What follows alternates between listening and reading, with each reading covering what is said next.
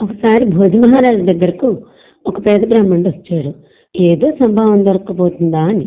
అంటే ఆయన భోజరాజు కదా, ఆయన సామాన్య పౌరుడు కాదు. సామాన్యులైతే ఏదో తోచిందిస్తారు. కానీ రాజు తలుచుకుంటే రాజ్యంలో భాగాన్ని అయినా ఇచ్చేసేంత దాతృత్వ గుణం కూడా ఉంటుంది. అందుకని భోజరాజు దగ్గరకు వచ్చిన బ్రాహ్మణుడు రాజుగారి వద్ద బాగా సంభావన కొట్టేయాలని అనుకున్నాడు.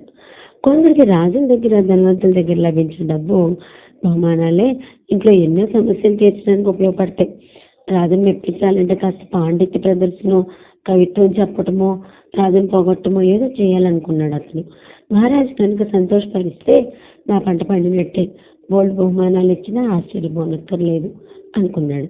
బ్రాహ్మణుని చూడగానే రాజుగారు లేచి నమస్కారం చేసి, స్వామి తమ పేరేమి, ఎక్కడి నుంచి వస్తున్నారు?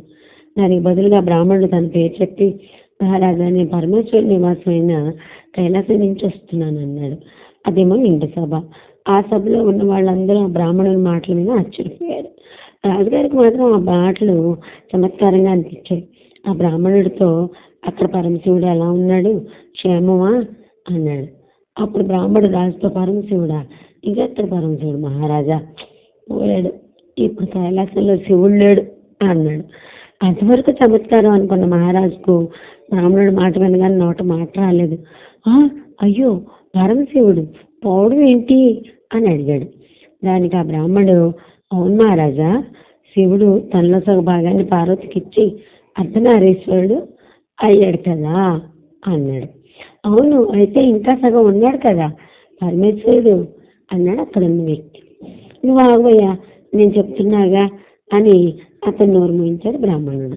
తర్వాత మళ్ళీ భోజరాజుతో, పార్వతికి సగభాగం ఇచ్చి మిగతా సగం శ్రీహరికి ఇచ్చేశాడు అన్నాడు బ్రాహ్మణుడు. ఆ మాట వినగానే భోజరాజు కాస్త తేరుకున్నాడు. పోవడం అంటే ఇలానా అన్నాడు ఈ బ్రాహ్మణుడు అని మనసులో అనుకున్న తర్వాత, ఈ బ్రాహ్మణుడు ఎలాగైనా ప్రశ్నలు ఎక్కిస్తా అనుకున్నాడు. మరి పరమశివుడు తన ఆస్తిపాస్తులు ఎవరికి ఇచ్చాడు అని అడిగాడు మహారాజు. ఇప్పుడు సమాధానం చెప్పు చూద్దాం అన్నట్లు ముఖం పెట్టి, ముందు మహారాజా, నెత్తి మీద గంగని హిమాలయాలకు పంపించాడు, చంద్రుని అంతరిక్షంలోకి పంపాడు, పాముల్ని నాగలోకానికి పంపేశాడు అన్నాడు బ్రాహ్మణుడు. అయ్యో అవునా, అయితే పరమశివుడు నా కోసం ఏమి ఇవ్వలేదన్నమాట.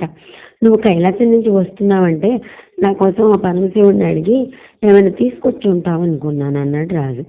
మహారాజా మీరేమి బాధపడక్కర్లేదు, అన్నీ అలా ఇచ్చేసిన తర్వాత కూడా ఆయన బోళ సంఖ్యాడు కదా, అడిగిన వాడికి లేదనకుండా ఏది అడిగితే అది ఇచ్చే ఔదార్యం గలవాడు కదా, ఆ ఔదార్యాన్ని మీకు ఇచ్చేసాడు అంటూ చెప్తున్నాడు శివుడు అన్నాడు బ్రాహ్మణుడు. అవునా, నేను ఇక్కడ ఉన్నాను, నా కోసమే ఔదార్యం ఇచ్చిన పరమశివుడు నీకోసం ఏమి ఇవ్వలేదా అన్నాడు. ఎంత మాట మహారాజా, నేను ఆ శివుడి దగ్గర ఉన్నవాడిని, నాకేమి ఇవ్వకుండా ఎలా పంపుతాడు? ఆయన దగ్గర మిగిలింది కేవలం భిక్ష పాత్ర మాత్రమే, అంటే నాకు దాన్ని ఇచ్చాడు అన్నాడు బ్రాహ్మణుడు. ఆహా అవునా అన్నాడు రాజు. అవును మహారాజా, పరమశివుడు ఇచ్చిన భిక్ష పాత్రను తీసుకొని ఎక్కడంటే అక్కడ పోలేదుగా, అందుకే ఔదార్యాన్ని ప్రసాదించిన మీ దగ్గరకు వచ్చాను అన్నాడు బ్రాహ్మణుడు. మొత్తం విని ఆ సభలో ఉన్న వాళ్ళందరూ ఆశ్చర్యపోయారు. అవురా, ఈ బ్రాహ్మణుడు మాట చాతుర్యం ఎంత గొప్పది అనుకున్నారు. ఆ బ్రాహ్మణుడు మాట్లాడింది అంతా తెగ నచ్చేయడంతో రాజు ఆ బ్రాహ్మణుడికి బోలెడు బహుమతులు ఇచ్చి సంతోషపెట్టి పంపాడు.